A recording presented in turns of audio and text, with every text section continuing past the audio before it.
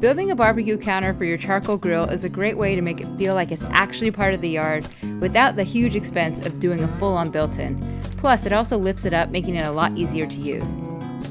So I want to get the barbecue started, and the first thing I want to do is to cut down my 2x4s. For this barbecue counter, I'm building a simple rectangular frame using smooth western red cedar and pressure-treated wood for the framing and the posts.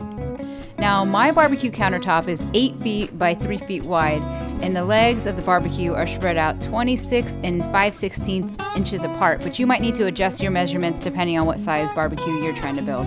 Just make sure that you set the top post 1.5 inches below the top of the frame, and that's going to allow room for the flagstone and concrete board to sit. Okay, so now that my barbecue is in place, I want to start building it out. This is where it gets heavy. So now that we have our 4x4s attached, we're going to add these 2x10s on either side, and this is what's going to hold our grill.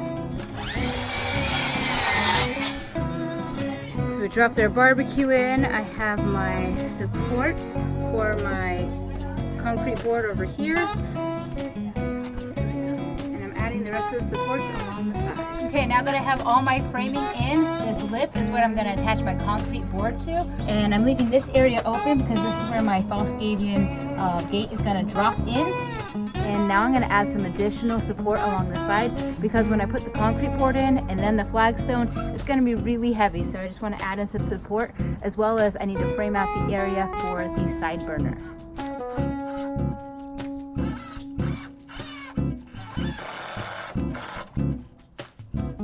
I have my drop in for my side burner now.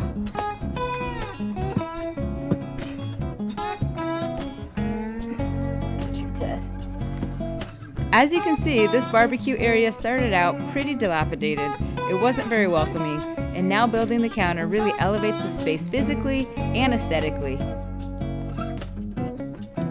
If you like this video, feel free to subscribe or click on the links to see the other videos in this playlist.